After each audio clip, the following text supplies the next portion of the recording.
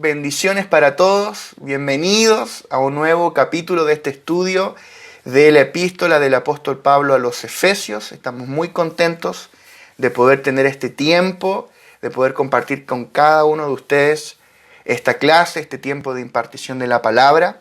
Estamos ya en el capítulo número 15. Vamos a comenzar orando el día de hoy, dándole gracias al Señor y como siempre pidiéndole que Él alumbre los ojos de nuestro entendimiento. No vamos detrás del conocimiento, amado hermano, amada hermana, vamos detrás de la vida. No queremos crecer en conocimiento, queremos crecer en vida. Queremos extraer espíritu y vida de la palabra, porque Jesús dijo, las palabras que yo os he hablado son espíritu y son vida. Amén. Así que oramos, Padre, gracias. Gracias por esta oportunidad preciosa que tú nos das de poder compartir tu palabra, de poder ser juntamente edificados, Señor, por la impartición de tu palabra. Y oramos para que tú, Señor, nos des cada día más espíritu de sabiduría y de revelación en el conocimiento de ti. Que tú alumbres los ojos de nuestro entendimiento. Danos más luz. Danos más revelación de Cristo, Señor, pero no para buscar almacenarla como conocimiento, como información en nuestra mente, sino, Señor, como un crecer en tu vida, Señor. Que tu vida pueda crecer en nosotros. Que seas tú el que pueda crecer y cada día ser formado mucho más en nuestro interior, Señor. Ese es nuestro deseo. Es con ese anhelo que nos acercamos a tu palabra, a los pies de tu palabra, Señor, para ser impartidos por tu vida. Queremos crecer en tu vida. Queremos impartir de tu vida a otros, Señor. Ese es el deseo, ese es el objetivo, esa es la meta de estos tiempos, Señor. Bendecimos a cada persona conectada, Señor, con estos estudios. Cualquier persona, en cualquier lugar donde esta palabra llegue, Señor, le bendecimos y te damos gracias por su vida, Señor, en el nombre poderoso de Jesús. Amén y amén. Muy bien, vamos a ir a la lección de hoy. Hoy vamos a ver ya la clase número 15, que hemos titulado Por gracia sois salvos. Clase número 15, por gracia sois salvos. Y hoy vamos a ver, Dios mediante, Efesios capítulo 2, versículos 8 al 10. Ya vimos en clases anteriores hasta Efesios 2, 7. Estamos haciendo un estudio de la epístola del apóstol Pablo a los Efesios. Hoy nos toca 2, 8 en adelante. Y si tal vez es primera vez que te conectas a alguno de estos estudios, puede que quizá algo que lo vamos a mencionar al paso es porque ya lo explicamos previamente en otro video, en otro capítulo. Por eso que si quizás no has visto los videos anteriores o te perdiste alguna clase, puedes volver a verlas. Están todas disponibles en el canal de YouTube para que tú las puedas ver. Así que bueno, arrancamos desde Efesios 2, del 8 al 10. Dice, porque por gracia sois salvos, por medio de la fe. Y esto no de vosotros, pues es don de Dios, no por obras, para que nadie se gloríe. Porque somos hechura suya, creados en Cristo Jesús para buenas obras, las cuales Dios preparó de antemano para que anduviésemos en ellas. Entonces hoy vamos a desarrollar este texto de Efesios 2 del 8 al 10 que tiene que ver con la salvación por medio de la gracia. Y tal como hablábamos hace 2 lecciones atrás, Efesios 2 en el verso 1 comienza diciendo que nosotros estábamos muertos en delitos y pecados. El estado del ser humano sin Cristo es un estado de muerte espiritual, una muerte total y absoluta. Estábamos muertos, destituidos de la gloria de Dios. Estábamos perdidos.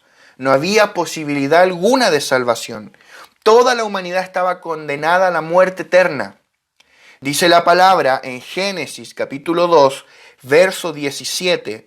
Dios dijo, mas del árbol de la ciencia del bien y del mal no comerás, porque el día que de él comieres, ciertamente morirás. Esta fue la advertencia que Dios hizo. Dios no hizo esta advertencia después. No es que el castigo del pecado vino sin razón, no. Dios advirtió esto previamente, antes de que el hombre y la mujer pecaran. Dios les dijo, si ustedes comen de este árbol, morirán. ¿Qué hizo el hombre y la mujer? Comieron de ese árbol, por ende, murieron. Por eso la palabra dice en Romanos 6:23, en la primera parte del versículo, porque la paga del pecado es muerte. Y la segunda parte no la vamos a leer porque la vamos a leer en algunos minutos más, pero queremos centrarnos en esta primera parte, el estado del hombre sin Cristo. Dice, la paga del pecado es muerte. Dios había dicho, si ustedes comen del árbol, morirán. El árbol del conocimiento del bien y del mal. Entonces el hombre entró en un estado de muerte espiritual, de devastación espiritual. Fuimos destituidos de la gloria de Dios. Dice Romanos 3:23. Romanos 3:23. Leímos el 6:23 y ahora este es el 3:23. Dice, por cuanto todos pecaron y están destituidos de la gloria de Dios. O sea que el hombre y la mujer cuando ellos pecaron, cuando Adán y Eva pecaron, fueron destituidos, fueron expulsados de la gloria de Dios. Fueron separados de Dios a causa de su propio pecado. Y ellos traspasaron esta condición a toda la humanidad, pero no meramente como una condena heredada, sino como una naturaleza de pecado.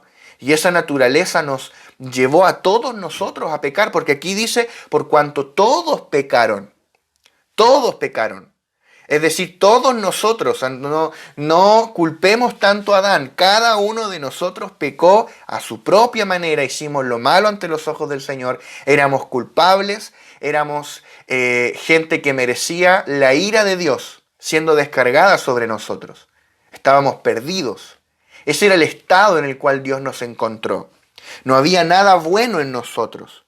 Y ninguno de nosotros escapaba de este estado de perdición. Yo quiero que ahí mismo en Romanos 3 podamos leer los versos 10 al 18. Y Pablo cita aquí algunos salmos para mostrar por medio de las Escrituras que este estado de perdición afecta a toda la humanidad sin Dios, toda la humanidad sin Cristo. Nadie se escapa, dice, como está escrito, está citando el Antiguo Testamento, como está escrito, no hay justo ni aun uno. No hay quien entienda, no hay quien busque a Dios. Qué fuerte esto, dice, no hay justo ni aún uno. O sea, si tú te considerabas justo, según tu propia justicia, según tus buenas obras, déjame decirte que tú no eres justo. Yo no soy justo, no hay justo ni aún uno. Abraham pecó, David pecó, Noé pecó, todos pecaron, todos nosotros. No hay quien busque a Dios, dice, todos se desviaron, a una se hicieron inútiles. No hay quien haga lo bueno, no hay ni siquiera uno. Esta es la visión de Dios, de toda la raza humana, de toda la humanidad. Y mira cómo describe Dios al hombre y la mujer sin Cristo. Dice, sepulcro abierto es su garganta, con su lengua engañan, veneno de áspides hay debajo de sus labios, su boca está llena de maldición y de amargura. Imagínate, así éramos nosotros sin Cristo. Sus pies se apresuran para derramar sangre. Quebranto y desventura hay en sus caminos, y no conocieron camino de paz. No hay temor de Dios delante de sus ojos. Qué fuerte, como Pablo cita esto. De manera que esto está en el Nuevo Testamento, mostrándote el estado de perdición y de muerte del hombre sin Cristo. Pero Dios ideó un plan de rescate. Dios ideó una respuesta, y esta respuesta había sido preparada desde antes de la fundación del mundo, en lo eterno, y era enviar a Cristo. Dios planeó una respuesta y es Cristo. La respuesta de Dios es una persona. Por eso Juan 1:1 dice que vino el verbo o la palabra, en griego es el logos. Cristo es la palabra de Dios. La palabra de Dios no es un libro, es una persona. Cuando Dios envió a Cristo, Él estaba diciendo, Él es todo lo que yo tengo para decir. Cristo es la respuesta total, absoluta y definitiva de Dios al hombre. En Él está todo lo que nosotros necesitamos. Y esta respuesta divina no es meramente un perdón de pecados, no es meramente un cierto trato de Dios con el hombre, es una persona divina. Es Cristo mismo siendo impartido dentro de nosotros. Esto es glorioso. Dice Romanos 3, 23 y 24. Dice, por cuanto todos pecaron y están destituidos de la gloria de Dios, siendo justificados gratuitamente por su gracia, mediante la redención que es en Cristo Jesús. Es gratuitamente. La salvación es gratuitamente. Es por gracia. Por gracia. Por eso leíamos ahí en Efesios, por gracia sois salvos por medio de la fe. Somos justificados gratuitamente por medio de la gracia. Cristo murió en la cruz para redimirnos. Debemos ver esto. Cristo murió en la cruz para redimirnos, pero luego de Él morir, Él resucitó de entre los muertos, ascendió a los cielos, se sentó a la diestra de Dios, y Él en su resurrección llegó a ser el Espíritu vivificante, el Espíritu que da vida, y Él se impartió dentro de nosotros como vida, para ahora impartirnos su vida y que Cristo mismo sea nuestra vida. Esto es la gracia. La gracia no es una doctrina, la gracia no es una cosa, la gracia es una persona. O sea, cuando dice por gracia sois salvos por medio de la fe, esta gracia que está aquí en Efesios 2:8 es una persona, no una cosa que Dios te da. La gracia no es una cosa que Dios te da, es una persona que Dios nos dio, Cristo Jesús. Mira lo que dice Romanos 6:23, ahora ya leemos el versículo completo, dice, porque la paga del pecado es muerte, mas la dádiva, el regalo de Dios es vida eterna en Cristo Jesús, Señor nuestro. Qué maravilloso es esto, amados hermanos. Yo oro para que esto impacte tu espíritu. ¿Sabes por qué? Porque la paga del pecado es muerte, pero el regalo de Dios en Cristo es vida. No es meramente perdón de pecados, no es meramente redención, no es meramente justificación, que Cristo murió en tu lugar. Eso es una parte. Pero ¿cuál es el gran regalo que Dios nos dio? Dios nos dio su vida, amados hermanos. Dios nos dio vida, su vida divina, la vida Zoe, la vida que es Dios mismo. La dádiva de Dios en el Evangelio es vida eterna en Cristo Jesús. Él nos impartió vida. Entonces el Evangelio no se trata meramente de que tú eras un pecador perdido, Dios te perdonó y ahora eres justo. Eso es el inicio. El Evangelio completo se trata de que Él te perdonó y te justificó y ahora se impartió dentro de ti como vida. Él se dispensó en ti como vida para que ahora a través de esta vida tú recibas la capacidad y la habilidad de hacer lo que agrada a Dios, de caminar en su voluntad, de expresar a Cristo en la tierra, de colaborar con el propósito eterno y de volverte parte del cuerpo de Cristo. Entonces la gracia tiene que ver con Dios mismo siendo impartido dentro de nosotros como vida. Esto es lo que Pablo tenía en mente. De eso se trata. La dádiva de Dios es su vida dispensada en nosotros. Y esta vida nos habilita para vivir de manera que agrade y exprese a Dios. Esta vida nos capacita, nos habilita para vivir en victoria, para volvernos el cuerpo de Cristo, para hacer su expresión en la tierra y para disfrutar de todas las inescrutables riquezas de Cristo. Esto no se trata meramente de perdón de pecados. Esa fue la puerta de entrada para entrar en la dimensión de las abundantes riquezas de su gracia. Lo que hablábamos la clase pasada, las inescrutables riquezas de Cristo. Romanos 5:21 es un pasaje que a mí me gusta mucho porque incorpora la gracia y la vida. Estas dos cosas que tal vez al principio no vemos, que están íntimamente ligadas, relacionadas. Pero mira lo que dice Romanos 5:21, para que así como el pecado reinó para muerte, así también la gracia reine por la justicia, para vida eterna mediante Jesucristo, Señor nuestro. ¿Ves?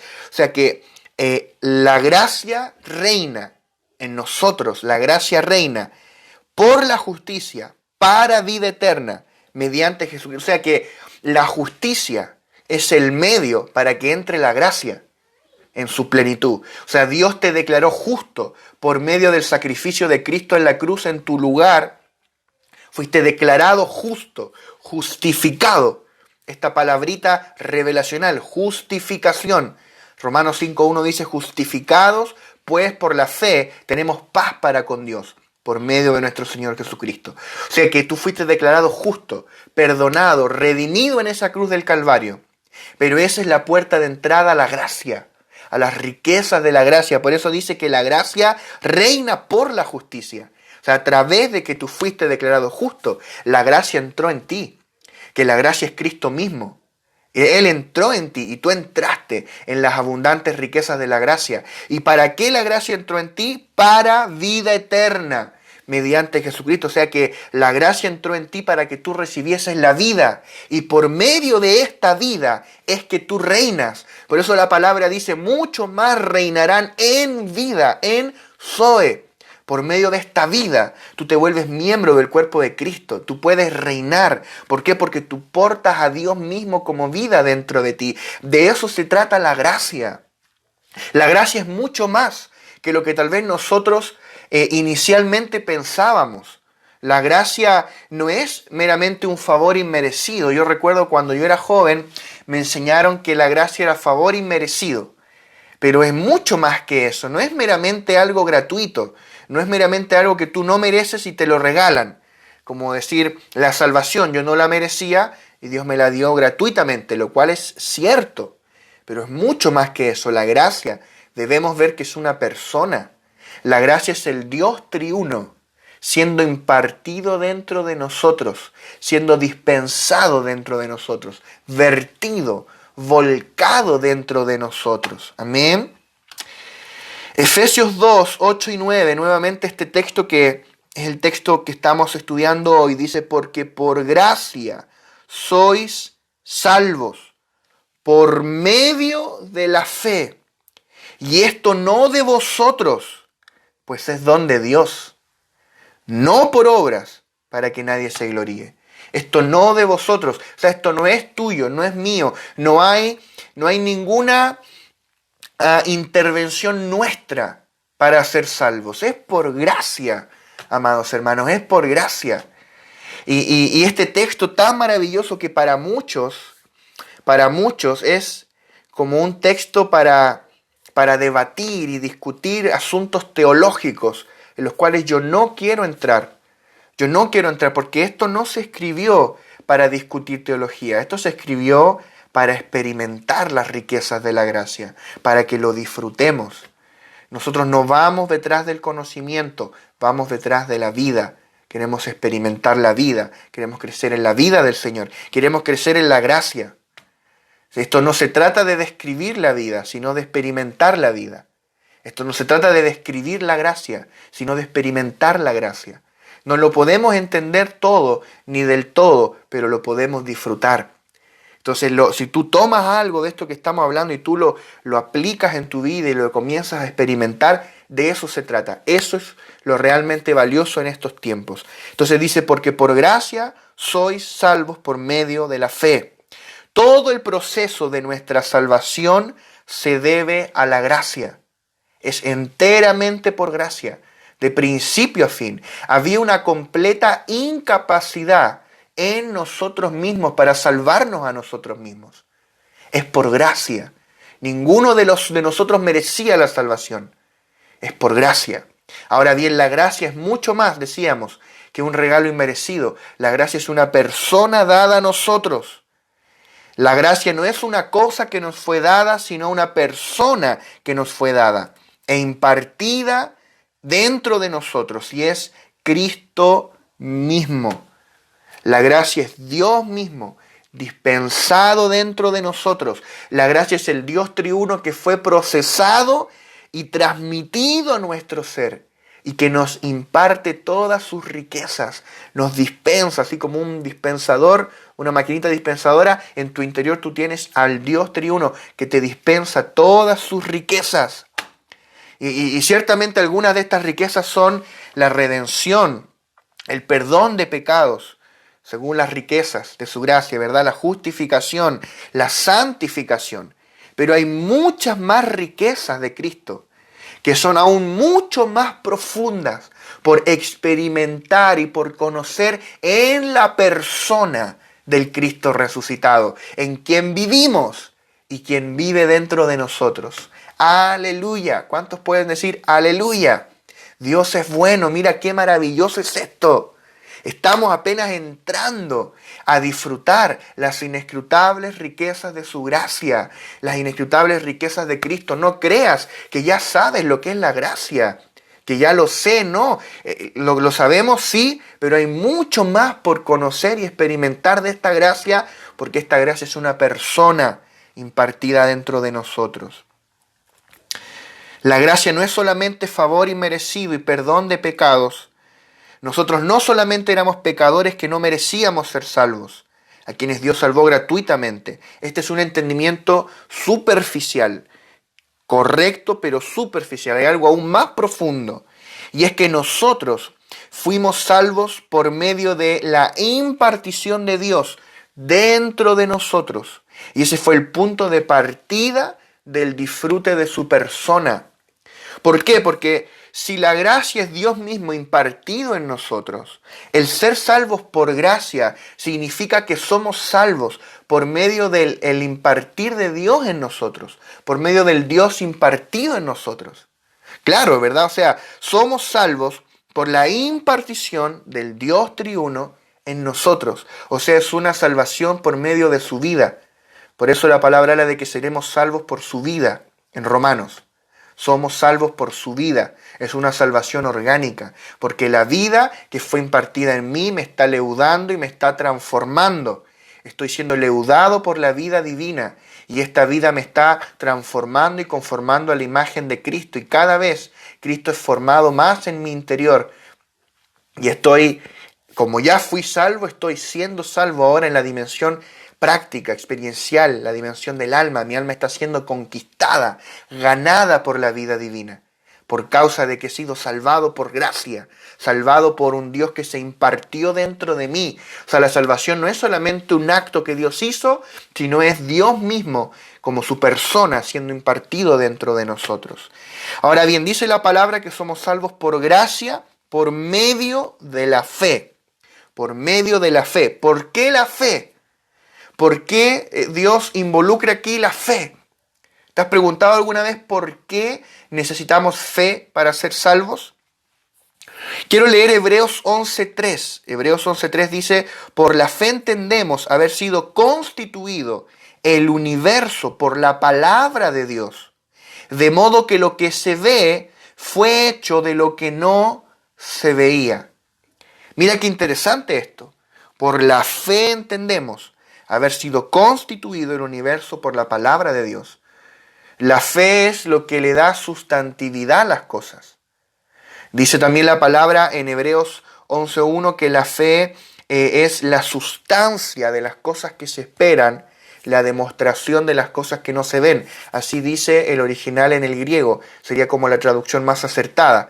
En español, la versión que lo vierte así es la Reina Valera de 1909.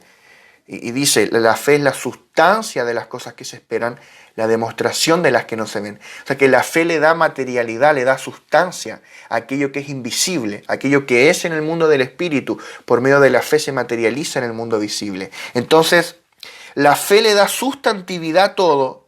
Lo invisible fue hecho de lo que no se veía. Entonces, por medio de la fe, escucha esto, por medio de la fe, tú le das sustantividad a todo lo que Cristo ya ha cumplido por nosotros, todo lo que Él ya hizo. ¿Cómo tú echas mano de eso? Por medio de la fe, por medio de creer que es una obra consumada y que Él lo hizo por ti y por mí. Tú puedes echar mano por medio de la fe. Es por esta capacidad de dar sustantividad a lo invisible que hemos sido salvos por gracia. ¿Qué significa esto? de que es por medio de la fe que nosotros recibimos los beneficios de la obra de Cristo. Toda esta obra de Cristo, desde la obra de la cruz, la resurrección, la exaltación a la diestra del Padre, luego este Cristo siendo impartido en nosotros, todas estas riquezas de Cristo, ¿cómo disfrutamos esto? ¿Cómo echamos mano de esto? Por medio de la fe. Somos salvos por gracia, por medio de la fe. O sea, participamos de la gracia por medio de la fe. Un ejemplo, supongamos un niño, por ejemplo, Amandita que está aprendiendo a comer y le damos su papilla, ¿verdad? Todos los días. Y ella tiene que comer la papilla y le damos en una cuchara y ella ahí está aprendiendo a comer, ¿verdad? Entonces, tenemos dos elementos, la comida y la cuchara. La comida aquí sería la gracia. La gracia es la comida que nos salva. La gracia es la que te salva. Tú eres salvo por gracia. Pero ¿cómo la gracia llega hasta nosotros? Por medio de la fe. La fe es la cuchara con la cual tú te comes la gracia. O sea, la gracia ya fue derramada en Cristo. Pero ahora tú tienes que por fe recibir el regalo de la salvación, depositando tu fe en Cristo y creyendo en Cristo como tu Señor, como tu Salvador y como tu vida. Ese Cristo que ahora vive dentro de ti. Amén. Qué maravilloso es esto. Esta fe en nosotros es Cristo mismo. La fe, esto es una locura, la fe que está en ti es Cristo mismo. Cristo es la fe. Qué fuerte esto. Por eso la palabra dice que si tú tienes fe, como un grano de mostaza, le dirás a este monte, quítate de aquí y échate al mar. ¿Por qué? ¿Sabes por qué? Lo que tu fe puede hacer no depende del tamaño de tu fe, sino del hecho de si tienes fe o tú no tienes fe. ¿Te has preguntado eso? ¿Por qué una fe tan pequeña puede mover montañas? Porque no es el tamaño de tu fe lo que provoca el milagro, produce el milagro, es si tienes o no fe. ¿Por qué? Porque la fe es Cristo mismo dentro de ti. Si tú tienes a Cristo morando en ti, no importa si la fe es pequeña y la fe es grande, tú vas a soltar la palabra y las cosas van a ocurrir. Porque la fe es una persona, la fe es Cristo mismo. Por eso la palabra habla de la fe de Jesús o la fe de Cristo. Mira, Romanos 3, versículo 22 y versículo 26. Mira cómo seguimos aquí en Romanos 3, ligándolo con Efesios 2. Dice, la justicia de Dios por medio de la fe en Jesucristo, para todos los que creen en Él, porque no hay diferencia. ¿Ves? Ahí está la fe en Jesucristo. Pero luego el verso 26 dice, con la mira de manifestar en este tiempo su justicia, a fin de que Él sea el justo y el que justifica al que es de la fe de Jesús. ¿Cómo es el asunto? Primero es la fe en Jesús, pero ahora es la fe de Jesús. ¿Por qué es la fe de Jesús? O sea, yo soy salvo por mi fe en Él o por la fe de Él. Es lo mismo, es la fe de Jesús porque la fe es Cristo mismo. Y Cristo impartido dentro de mí es la fe. Él me da la capacidad de tener fe. De manera que es la fe de Él en mí la que está obrando. Es la fe de Jesús. Por eso si tú tienes a Cristo, tú tienes la fe necesaria para mover montañas, para hablar conforme a la palabra. Jesús dijo, si tienes fe como un grano de mostaza, le dirás, hablarás, le dirás a este monte, quítate de aquí y échate al mar. Qué tremendo. Gálatas 2, 16 y 20, versículo 16 y versículo 20. Dice, sabiendo que el hombre no es justificado por las obras de la ley, sino por la fe de Jesucristo. Mira, la fe de Jesucristo. ¿Ves? O sea, no es tu fe, es la fe de Él en ti. Tú no te esfuerces por tener fe. No te esfuerces por provocar fe. La fe es un don de Dios. Dios te imparte fe. Tú recibiste una medida de fe. Y si tú tomas esa fe y tú la pones en acción, tú vas a ver milagros manifestados en tu vida. Todo lo de Dios se accede por medio de la fe. Dios legó todas las bendiciones a la fe, ninguna a la incredulidad. Piensa en eso. Yo recuerdo una vez que yo le escuché decir eso a el evangelista T.L. Osborne. Dios legó todas las bendiciones a la fe, ninguna a la incredulidad. O sea, no esperes ser incrédulo y recibir algo de parte de Dios. No hay ninguna bendición que Dios haya prometido a alguien incrédulo. Todas las bendiciones Dios se las prometió a la gente de fe. O sea, toda la herencia de la que ya hemos venido hablando varios capítulos, de esta herencia que hemos recibido en Cristo, ¿cómo tú accedes? Por medio de la fe. Amén. Esta gracia que es mucho más que un perdón de pecados, esta gracia que es Dios impartido en mí, con toda su riqueza yo accedo por medio de la fe de Jesucristo. Seguimos leyendo en Gálatas 2:16. Nosotros también hemos creído en Jesucristo. ¿Ves? La fe de Jesucristo y hemos creído en Jesucristo. Es lo mismo para ser justificados por la fe de Cristo y no por las obras de la ley. Por cuanto por las obras de la ley nadie será justificado. ¿Ves? Es la fe de Cristo. Y el verso 20 dice, con Cristo estoy juntamente crucificado y ya no vivo yo, mas vive Cristo en mí. Y lo que ahora vivo en la carne, lo vivo en la fe del Hijo de Dios. La fe del Hijo de Dios. ¿Ves? No es fe en el Hijo de Dios, sino la fe del Hijo de Dios, el cual me amó y se entregó a sí mismo por mí. Esta es la fe común a todos. Esta es la común fe. Porque dice aquí en Tito 1:4, a Tito, verdadero hijo en la común fe, gracia, misericordia y paz de Dios Padre y del Señor Jesucristo, nuestro Salvador. La común fe.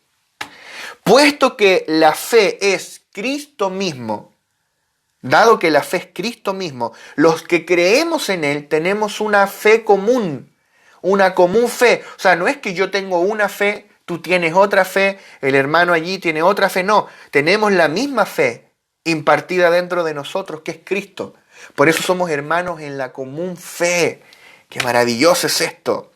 Todos tenemos una común fe, que es Cristo mismo como nuestra vida y como nuestra fe.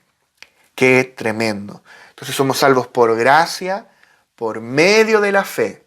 Y esto no es de nosotros. Cuando dice esto, no se refiere solo a la gracia, sino a toda esta oración, esta frase que dice somos salvos por gracia, por medio de la fe. Y esto, todo este proceso no es de nosotros, es un don de Dios. Nosotros respondemos en fe a algo que Dios está haciendo y provocando en nosotros. Y nos toca responder en fe. Pero incluso ese responder en fe, Dios es el que nos provoca a responder en fe. Es como el reflejo que ocurre en nuestros ojos. Cuando nosotros vemos es porque la luz está siendo reflejada, esta luz está entrando en mí y está saliendo, está siendo reflejada ahí en mi córnea y por medio de eso yo puedo ver. Por eso Romanos dice que somos salvos por fe y para fe. Por fe y para fe. Vamos a ir al versículo 9, Efesios 2:9 dice, no por obras para que nadie se gloríe. Este punto es crucial, es fundamental que nosotros lo entendamos como hijos de Dios. La salvación no es por obras, para que nadie se gloríe.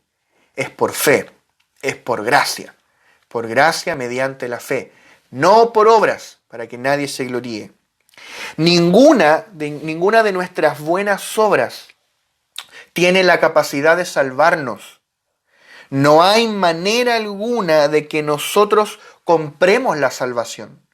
Hablábamos de que estábamos en un estado de completa perdición, totalmente perdidos, muertos espiritualmente, en un estado de deuda para con Dios, pero teníamos una deuda impagable. Ninguno de nosotros la podía pagar. O sea, la deuda que tú heredaste de Adán, aunque tú vivas una vida santa toda tu vida, nunca peques, siempre hagas lo bueno, aún así no alcanzas a pagar la deuda de Adán. No la alcanzas a pagar. Y como si fuera poco, ninguno de nosotros puede decir que no ha pecado. Todos hemos pecado enormemente. O sea, estamos perdidos. Ni siquiera lo bueno, ni siquiera las buenas obras que tú has hecho te pueden salvar. Hay gente que en su imaginación, y tal vez hay gente que me está escuchando que piensa que esto es así, hay gente que en su imaginación tiene como una balanza. Se imagina una balanza donde, ¿has visto estas balanzas donde uno equilibra los pesos? Entonces hay gente que imagina que en un lado tú tienes que poner todas tus buenas obras y en otro lado todas tus malas obras. Es como una balanza y dependiendo qué pese más, va a ser el resultado final. Si pesan más tus malas obras, hay gente que piensa esto, se van a ir al infierno. Pero si pesan más tus buenas obras, te vas a ir al cielo.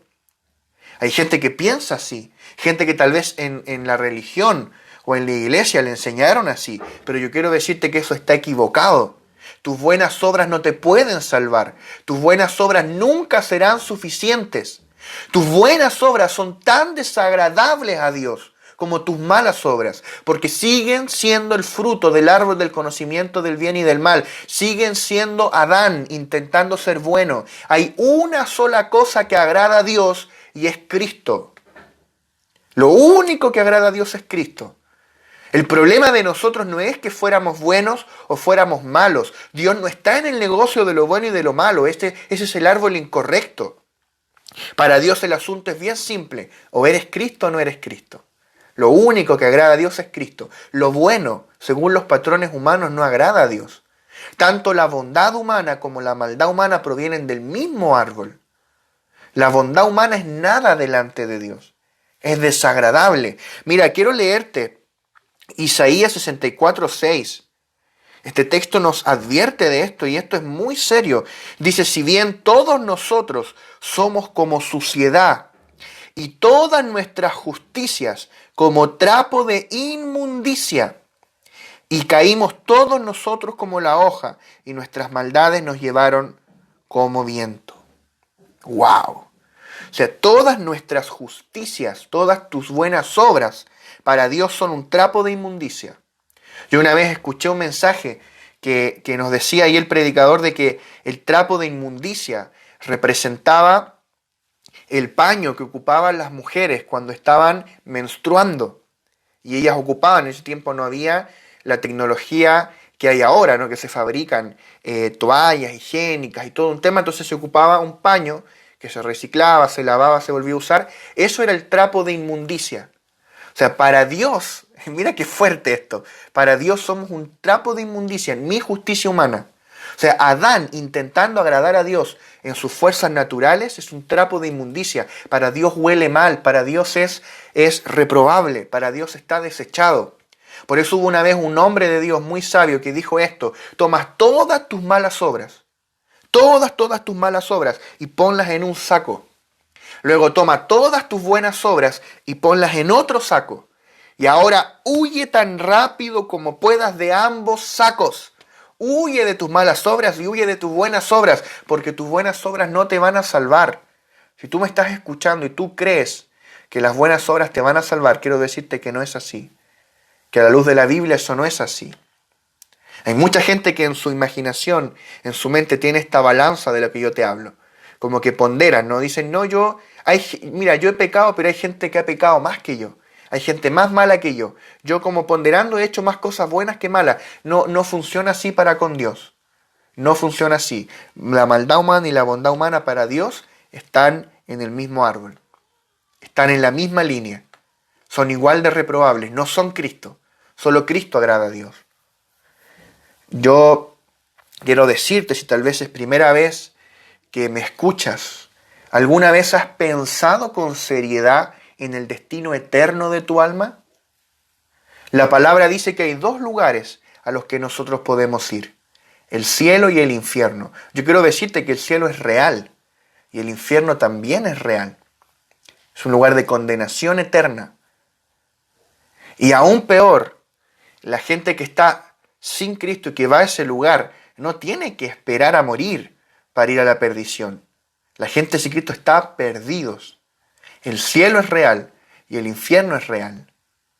Y tú tal vez piensas y dices, yo creo que si yo hago suficientes buenas obras, yo puedo ganarme el cielo.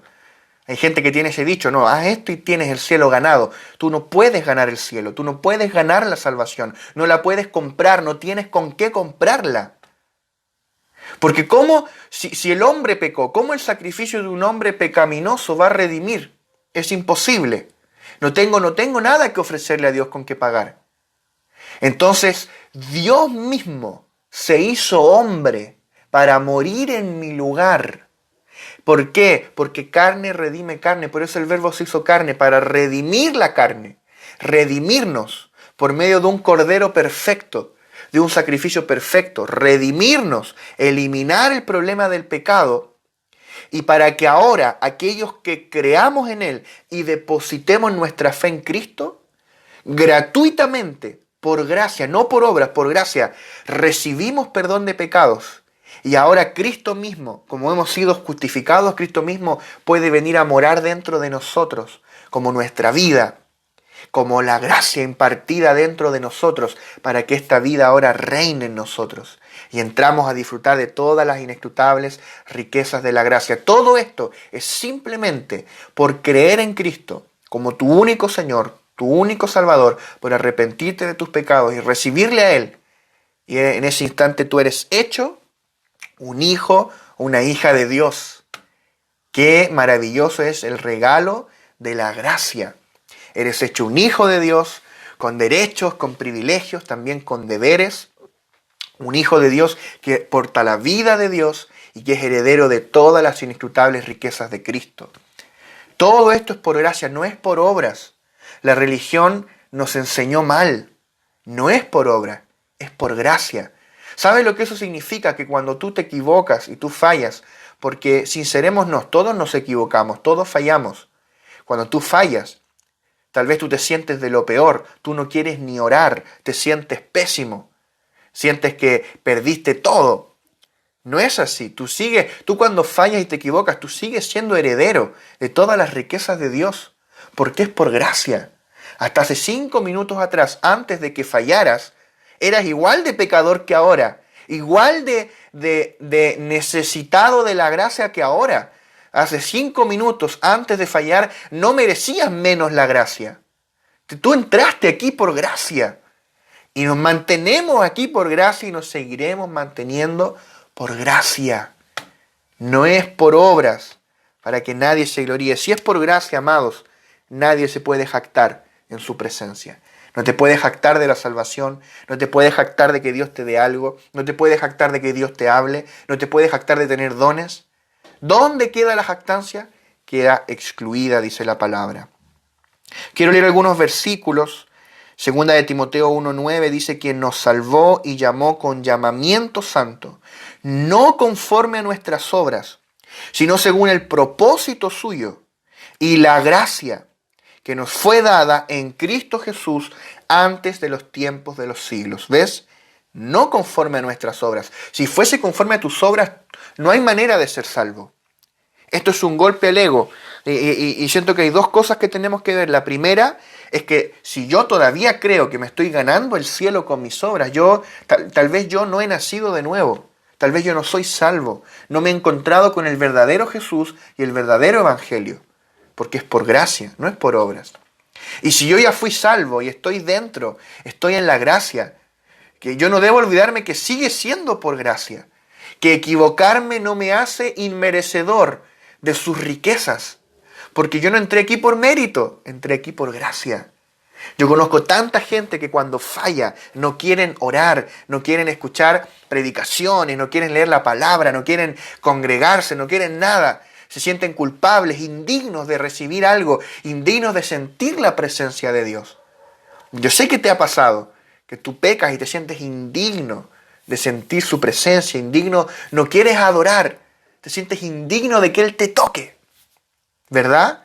Yo he estado ahí, yo sé de lo que te estoy hablando, esa culpabilidad, porque uno todavía cree que es por obra, pero ahí se nos tiene que revelar que esto es por gracia. Tú eres justo, tú eres la justicia de Dios en Cristo. Es por gracia, no por obras, para que nadie se gloríe. Tito 3:5 dice: nos salvó no por obras de justicia que nosotros hubiéramos hecho. ¿Ves? No por obras de justicia que nosotros hubiéramos hecho, sino por su misericordia, por el lavamiento de la regeneración y por la renovación en el Espíritu Santo. Entonces dice Efesios: no por obras, para que nadie se gloríe. ¿Quién se va a poder jactar de decir yo soy muy bueno? No hay jactancia en el Evangelio. Yo en parte crecí en un Evangelio de de meritocracia, y el reino no es meritocracia. En el reino no se funciona por méritos. Dios no te habla porque tú ores más. Dios no te usa más porque tú ayunes. Dios no funciona por mérito. Con Dios no es por mérito, es por gracia. Es por gracia, amados hermanos. Hay que orar, por supuesto. Hay que ayunar, por supuesto. Estamos claros en eso. Pero tú no oras para obtener algo de Dios. Tú oras porque le disfrutas estar con Él, porque le amas. Y allí en esa unión íntima en el Espíritu ocurren muchas cosas. Un traspaso, donde se van las cargas a Él y viene una impartición de vida. Y tú eres vivificado, fortalecido. El pecado es mortificado en ti. Todo eso ocurre en la intimidad con Él en el Espíritu, sin que tú te des cuenta. Eso es gracia. Es por gracia, amados hermanos. Es por gracia. ¿Cuántas veces pecamos de palabra, de hecho, de pensamiento? A veces tú piensas algo, no sé, quizás hasta algo tonto, piensas, no sé, te viene un pensamiento, un arrebato de ira, ves a un hermano que hace algo y dices, uy, Señor, me dan ganas de mandártelo antes de tiempo. Eso también es un pecado, y luego viene como un redarguir de nuestra conciencia y del Espíritu Santo y dice, Señor, pequé. Y ahí viene también la culpabilidad. Por eso estamos hablando de esto. Yo recuerdo una vez que yo tenía en mi corazón mucha culpabilidad porque yo le había fallado al Señor, había pecado. Y justo en ese instante me pidieron ir a orar por una persona que estaba enferma. Yo dije, Señor, soné, aquí no va a ocurrir nada porque no he orado, además he estado pecando con mi mente, con mis acciones, con mis palabras. No sé qué va a ocurrir aquí. Y yo recuerdo que fui, oré por esa persona y Dios obró y esa persona recobró su salud. Y ahí yo quedé impactado. O sea, el más ministrado fui yo, no la persona que se sanó. Fui yo el más ministrado. Porque yo descubrí que incluso yo habiéndole fallado a Dios, Dios me usaba. Ahora el tema es, si tú quieres arriesgarte a vivir una vida licenciosa en pecado y que Dios te use, allá tú. Al menos cuando yo llegue a la gloria y estemos delante del trono del Señor, yo no quiero que Él me diga, apártate de mí, hacedor de maldad, nunca te conocí. Y yo le diga, pero si en tu nombre hice milagros, en tu nombre profeticé, y Él me diga, no te conozco. Yo no quiero estar allí, yo quiero estar al otro lado. Ven, buen siervo y fiel, entra en el gozo de tu Señor. En lo poco fuiste fiel, sobre mucho te pondré. Ahí quiero estar yo. O sea, yo no voy a consentir un estilo de vida en pecado. El punto es que todos fallamos, todos pecamos todos los días. Y ahí opera la gracia. Que esto es por gracia, no por mérito, amados hermanos. La gracia no solamente es la puerta de entrada, la gracia es todo el camino, es todo el recorrido. El ministerio también es por gracia. ¿Sabes por qué? Porque la gracia es Cristo impartido en ti. Y el ministerio se trata de que tú calles tu boca para dejarlo hablar a Él, de que cierres la boca y que Él hable a través de ti. Ministerio se trata de que Cristo fluya a través de ti. Cuando tú haces la obra del ministerio en tus fuerzas, tú te agotas, te cansas, te revientas. Cuando tú haces la obra del ministerio en el Espíritu, que es la gracia obrando a través de mí, tú no te cansas porque es la gracia. Por eso Pablo decía, he trabajado más que todos, pero no yo, la gracia de Dios en mí. O sea, todo el recorrido es la gracia, no solo la puerta. Todo es por gracia, todo lo que tenemos es por gracia. Yo recuerdo el pastor Cristian Sepúlveda, que una vez dijo algo que a mí me marcó, yo creo que para toda la vida me va a marcar. Él dijo esto, no hay héroes en la gracia. Tremendo, ¿no? Porque uno tiene hasta libros que dicen los héroes de la fe. Mentira, no hay héroes en la gracia. Ninguno. Piensa los grandes nombres que tú tengas, cualesquiera sean tus referentes, no sé, Charles Spurgeon, todos los grandes predicadores, no sé, los grandes reformadores, para algunos tal vez sean sus referentes, Lutero, Calvino, y quien sea tu referente, no hay héroes en la gracia. No hay héroes en la gracia. Es por gracia de principio a fin. Y eso te da un descanso de que no eres tú. No eres tú el que ministra a la gente, no eres tú el que imparte, no eres tú el que profetiza. Es la gracia que trabaja a través de ti. ¿Para qué? Para que nadie se gloríe.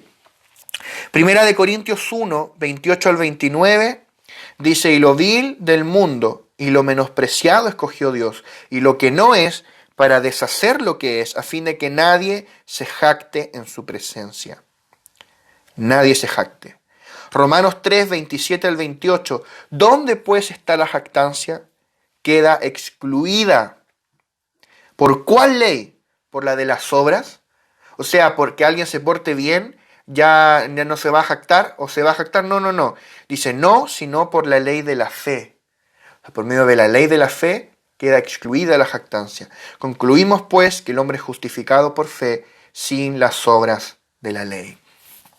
Qué tremendo. Entonces, esta salvación por gracia, esta salvación por medio del dispensar del Dios triuno dentro de nosotros, nos convierte en la obra maestra de Dios. Y vamos a ver este término, esta frase tan maravillosa que está en Efesios 2:10. Avanzamos al verso 10, dice, porque somos hechura suya, creados en Cristo Jesús para buenas obras, las cuales Dios preparó de antemano para que anduviésemos en ellas. Vamos a trabajar estos últimos minutos con este versículo. Hechura en el griego es la palabra poiema. Es como poema, pero con una i. Poiema. Es la palabra griega 4161, para los que la quieren buscar. Entonces, esta palabrita, poiema, hechura, somos poiema suya, somos hechura suya. Esta palabra significa aquello que ha sido hecho, como una obra de artesanía, o algo que ha sido escrito o compuesto como poema. De hecho, de poiema viene poema. La palabra española se derivó de esta palabra, porque uno de sus significados es un poema. Pero no engloba solamente algo escrito, sino una obra de arte. Ese es el concepto, una obra maestra. La obra de arte puede ser de artesanía, de una música, un poema, lo que sea.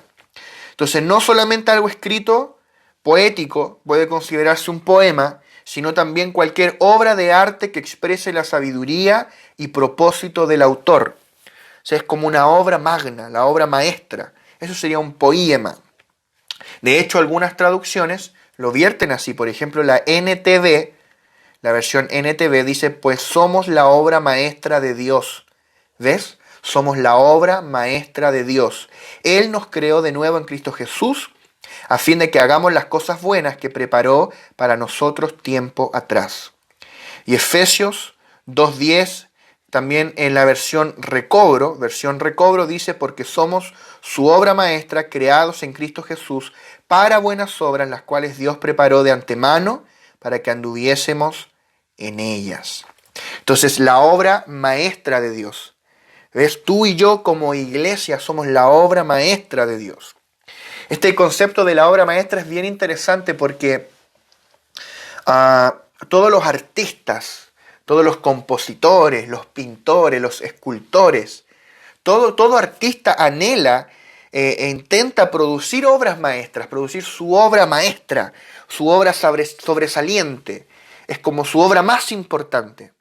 No sé, por ejemplo, un pintor puede tener muchas obras, pero tú, por ejemplo, no sé, a ver, Leonardo da Vinci, ¿qué es lo que se te viene a la mente con da Vinci?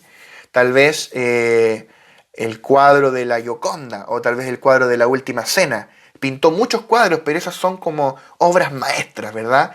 O si tú piensas, no sé, en algún cantante famoso, algún pintor, algún escultor, no sé, Michael Jackson, no sé, por decir algo de la cultura popular, Michael Jackson.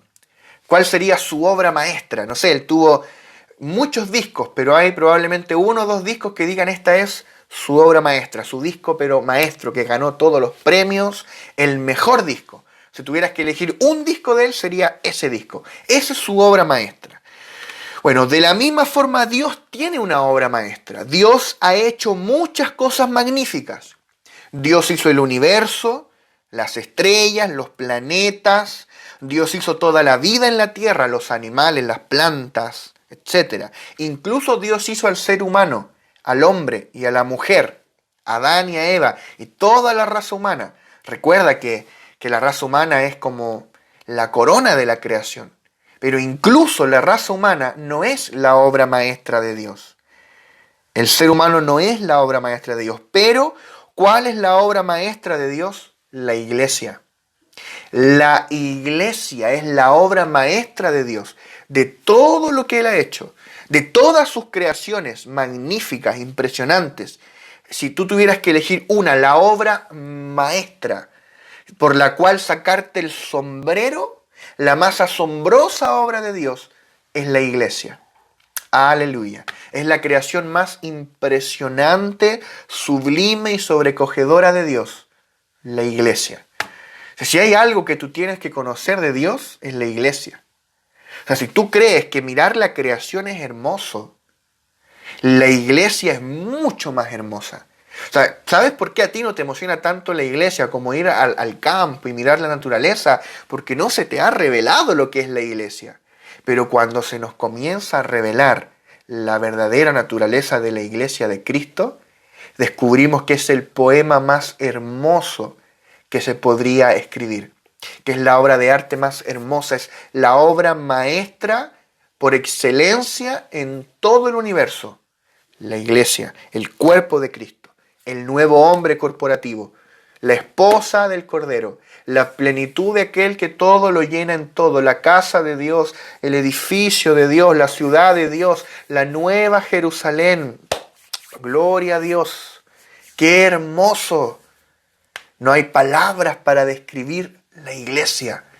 Es la obra maestra de Dios. Tú no creas por un momento que este versículo está hablando en un sentido individual. Esa es la cultura occidental que a nosotros se nos infiltró. Esto no te está hablando a ti, nos está hablando a nosotros. Hay un plural, hay un nosotros en plural. Somos la obra maestra de Dios. No, tú eres individual. Está bueno, pero tú eres parte de algo más grande. Tú eres parte del cuerpo de Cristo, que es la iglesia. Tú fuiste salvo por gracia para ser parte del cuerpo de Cristo, que es la expresión corporativa de Cristo en la tierra, el ámbito donde Él es expresado, la casa donde Él habita. Qué hermoso, qué hermoso. Para todos aquellos que aún quizá no ven la iglesia de esta forma tan gloriosa, llegará un día que todos los velos que la cubren serán quitados.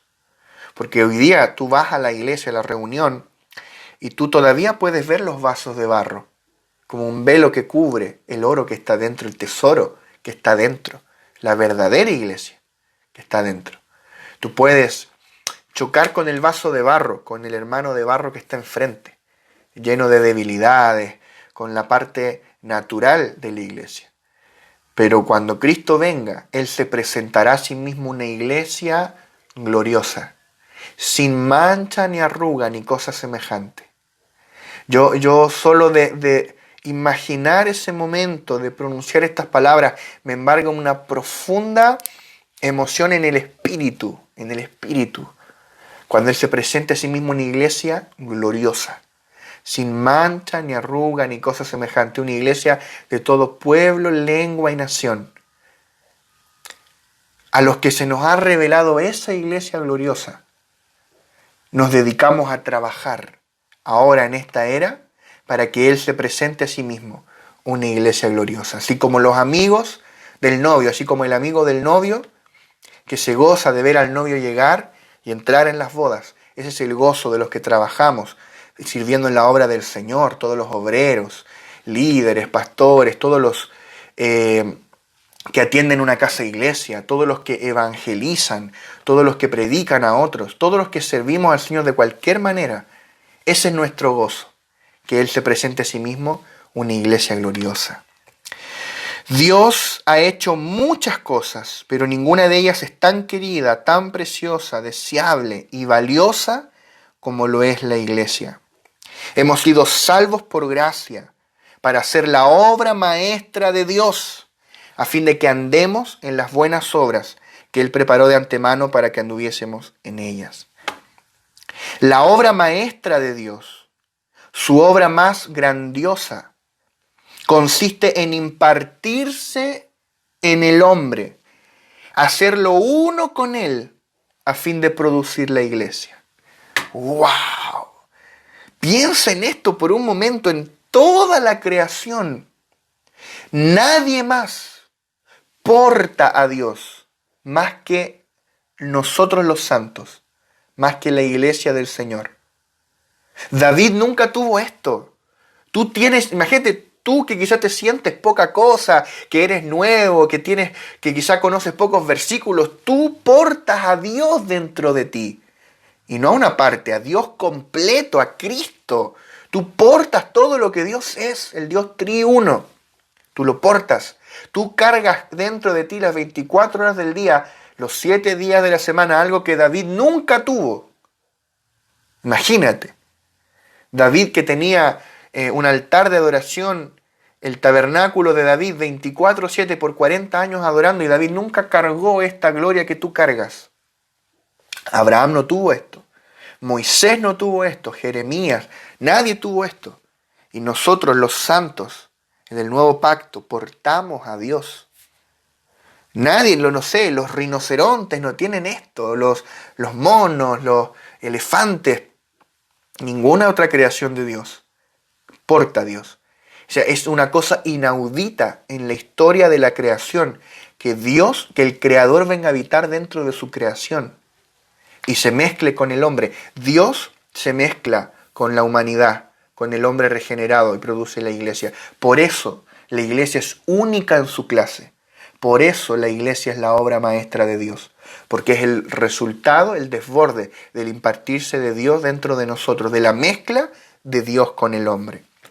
Por eso somos, como iglesia, somos un poema que expresa la sabiduría infinita de Dios y su propósito divino. ¿Qué ganas, hermano, de parar la clase aquí, comenzar a adorar al Señor y exaltarle por estas cosas tan gloriosas? Yo te invito a que tú adores al Señor en tu casa, que tú tomes un tiempo luego de esta clase y adores al Señor, porque esto es muy glorioso. Yo no sé si tú estás dimensionando lo que estamos hablando. Esto es glorioso. Somos el poema de Dios. No hay en todo el universo un himno más glorioso de alabanza a Dios que esto que nosotros estamos mencionando. Y dice la palabra que fuimos creados en Cristo Jesús. Somos la obra maestra de Dios, creados en Cristo Jesús para buenas obras. Fuimos creados en Cristo Jesús. ¿Por qué dice que fuimos creados? Porque en la muerte de Cristo toda la vieja creación fue destruida y se dio inicio a una nueva creación. Cuando Cristo murió, Él llevó a toda la creación a juicio y la llevó a la muerte. Toda la vieja creación vio la muerte. Y en la resurrección de Cristo inició una nueva creación, donde solo Cristo existe y aquellos que estén en Cristo. De manera que la iglesia vino a existir en esta nueva creación al estar en Cristo. Como la iglesia está en Cristo, fuimos resucitados, fuimos vivificados, fuimos creados, fuimos regenerados, fuimos recreados, fuimos creados como algo que no existía previamente. La iglesia no existía previamente, pero vino a ser en la nueva creación. En esta nueva creación la iglesia fue creada. Nosotros, la iglesia, la obra maestra, entre todas las obras de Dios, somos una entidad completamente nueva en el universo. No es un reciclar de cosas que habían antes. No, somos creados. Es una nueva creación.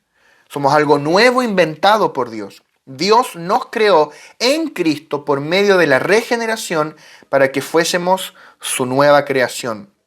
Por eso Gálatas 6:15 dice, porque en Cristo Jesús ni la circuncisión vale nada, ni la incircuncisión, sino una nueva creación. ¿Ves? Una nueva creación. Segunda de Corintios 5:17, de modo que si alguno está en Cristo, nueva criatura es. Las cosas viejas pasaron y aquí todas son hechas nuevas. ¿Ves? Una nueva criatura o la nueva creación. Tú eres individualmente una nueva criatura que es parte de la nueva creación. La obra maestra de Dios es absolutamente nueva porque es la mezcla de Dios y el hombre. Habíamos mencionado eso. La iglesia es la expresión de la sabiduría de Dios. Y tengo acá una cita de Witness Lee que me gustaría leer, que no la quise modificar ni la quise parafrasear, la quiero leer tal cual, así como hemos leído citas de otros autores también, dice, como ya mencionamos, esta obra, la iglesia, es un poema, una obra artística que expresa la sabiduría, el plan y la belleza del Hacedor. La iglesia es el poema de Dios que manifiesta su sabiduría. Según Efesios 3:10, la multiforme sabiduría de Dios será dada a conocer por medio de la iglesia. Los himnos expresan la sabiduría de sus autores. En los siglos venideros, es decir, en el milenio y en la eternidad, habrá un solo himno, la iglesia, la cual expresará la sabiduría y el plan de Dios. Cuando veamos la nueva Jerusalén, alabaremos a Dios por la belleza, la sabiduría y el propósito manifestados en esta maravillosa obra. La nueva Jerusalén será el poema de Dios, su obra maestra. Cuando miremos esta obra en el cielo nuevo y la tierra nueva, tal vez diremos, este es el himno más precioso que se haya escrito en todo el universo. Tal era el concepto de Pablo al escribir Efesios capítulo 2. ¡Wow! ¡Qué maravilloso es esto! ¡Qué maravilloso es esto! Somos la obra maestra de Dios. Y quiero terminar comentando aquí en Efesios 2:10, cuando dice, voy a leerlo nuevamente el versículo, dice, porque somos hechura suya, creados en Cristo Jesús para buenas obras, las cuales Dios preparó de antemano para que anduviésemos en ellas. ¿Ves que dice, fuimos creados para buenas obras, las cuales Dios preparó de antemano para que anduviésemos en ellas? Hablábamos al inicio de que no somos salvos por obras. De hecho, Pablo dice, no por obras. Verso 9, no por obras, para que nadie se gloríe. Y el verso 10 dice, para buenas obras, las cuales Dios preparó de antemano para que anduviésemos en ellas. O sea, no somos salvos por obras, sino para obras. ¿Ves? No somos salvos por obras, sino para obras, para buenas obras. Es decir, que las buenas obras no son un requisito para la salvación. No, tú no vas a ser salvo por obras, no es un requisito para la salvación, pero sí son una consecuencia o una evidencia de que yo fui salvo y ahora porto la vida de Dios. ¿Se entiende la diferencia? Tú no vas a ser salvo por hacer buenas obras, tú eres salvo por gracia, por medio de la fe. Pero una persona que ha sido salvo va a mostrar en sus actos y en sus obras una evidencia de que ha sido salvo. Esa es la diferencia. Un ejemplo, imaginemos un árbol. La fe sería la raíz del árbol. La fe sería la raíz del árbol. Y las buenas obras son como los frutos del árbol. ¿Ves? Tienes la raíz, que es la fe, los frutos, las buenas obras. Lo que da vida al árbol no es el fruto, sino la raíz. Pero el árbol manifiesta que está vivo y sano al dar buenos frutos. ¿Se entiende? O sea, los frutos no dan vida al árbol, la raíz le da vida, por medio de los nutrientes que absorbe y transmite la savia a todo el árbol. Y eso produce los frutos. O sea, los frutos no dan vida, pero los frutos son una evidencia de que ese árbol está vivo. De la misma manera, nosotros no somos salvos por nuestras acciones, por nuestras buenas obras. Somos salvos por fe, por gracia. Pero las buenas obras evidencian, dan testimonio de que yo porto la vida de Dios, que yo estoy vivo para Dios entre los muertos, de que he sido salvado por gracia. Son una evidencia. Por eso Santiago habla en Santiago 2:26. Y bueno, todo el capítulo 2, pero no da el tiempo para leerlo y si entramos allí sería casi hacer ya un estudio de Santiago también, que sería para otra oportunidad. Pero solo el verso 26 dice, porque como el cuerpo sin espíritu está muerto, así también la fe sin obras está muerta. La fe sin obras está muerta. Para muchos, como que pareciera que Santiago se contradice con Pablo, porque Pablo habla de la justificación por la fe y Santiago literalmente menciona un tipo de justificación por obra, o sea, como que pareciera que se contradicen.